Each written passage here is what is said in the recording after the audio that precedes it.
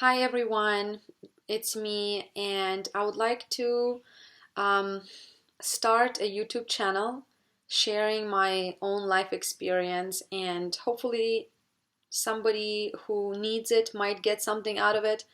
And if not, it's okay also. But I'm doing this for my own full self expression. So, today I want to talk about childhood wounds and how they affect our current lives and our relationships, all relationships with our friends, co-workers, but especially our intimate partners.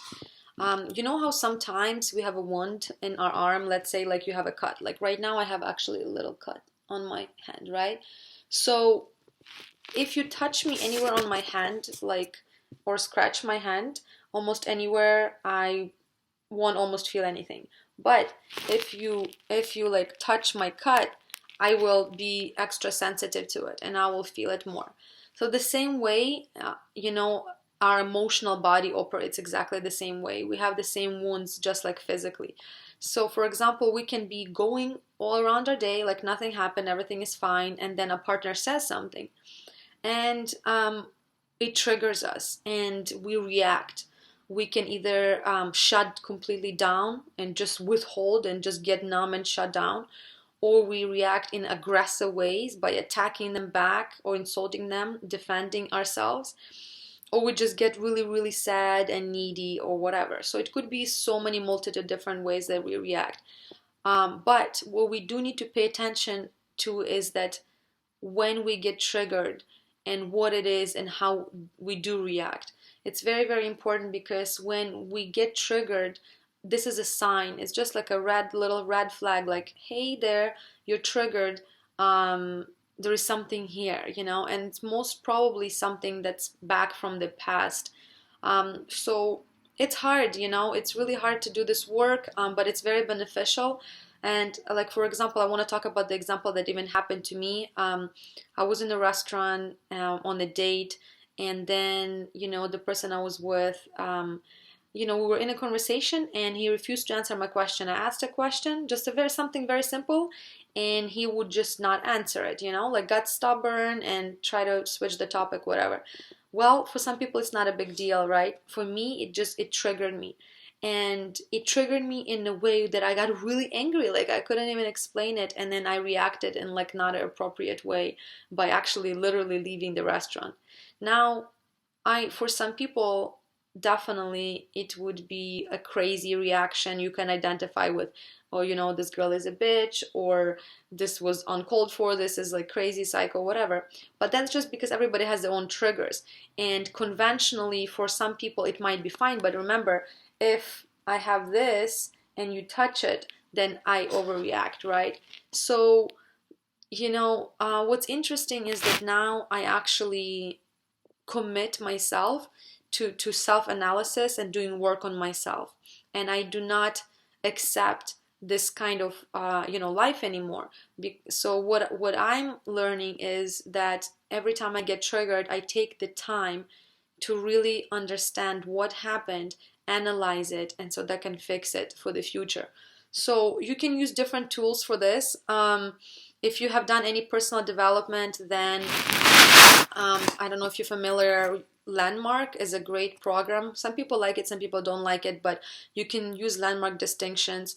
One of them is loss of power, restoring power, and that's a great one. Then another one is Byron Katie. She's amazing. I really love that woman. She wrote a book called Loving What Is and also The Work, and she has a tool that's called Judge Your Neighbor's Worksheet, where it's actually free to download online. If you just go to Byron Katie and Google Judge Your Neighbor's Worksheet, you can download it and do the work there.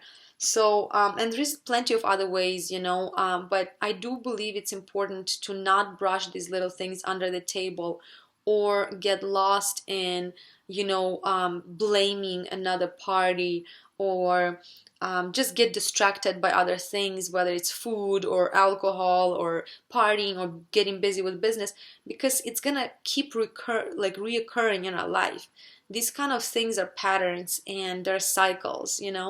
So I'm committed to stopping that cycle and stopping this, the suffering and healing the wound.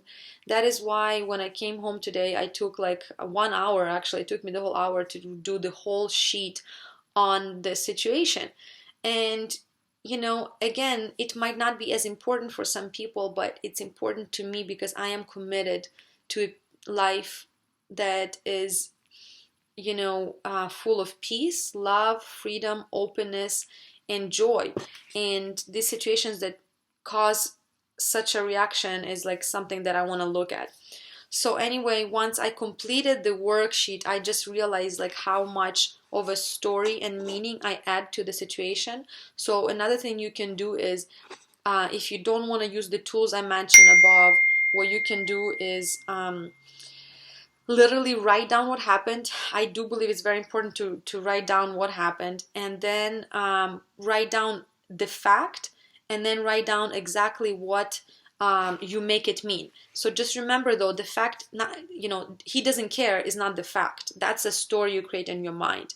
The fact is he did not answer my question, or he didn't pay for lunch, right? I'm just throwing examples out there that they don't even apply to my situation, but just an example.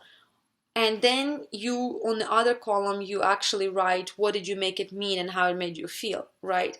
So once you really look at it and break it down, you will see how much like the facts are different from what we add, and how much our mind works, and what we add to the situation is the story and what we make it mean. And most probably, usually what we do is we just relive our core beliefs that are already there. So if you are, for example, making it mean, if the guy doesn't pay your bill or doesn't answer the question or whatever, that he doesn't care about you, that's something that you already have a belief, like nobody cares about me, or I'm not worth caring for, or something like that. And you're just looking for these situations, and then they prove that belief. Does that make sense? So anyway, and that's something that we need to do the work for ourselves. Now, I'm not saying don't have healthy boundaries with your relationships. Absolutely, some things you need to communicate and have direct communications with your partner. And even more so, you should share these kind of things with your partner. If you cannot share these vulnerable things about yourself and your life and your wounds with your partner, then is that really a partner worth having and keeping for life? So definitely share, but also take responsibility for your side of it and really do the work. And sorry, this is not a very structured video, but I just really want to start putting these out there. And yeah, like make a comment below if you'd like, and I'll try to respond to it. And I believe personally that we owe it to ourselves and this planet to do this work, because most of the parents and grandparents and people before us haven't been really doing this work, and that self-awareness wasn't there in the same huge wave and the same huge way as it is right now on this planet.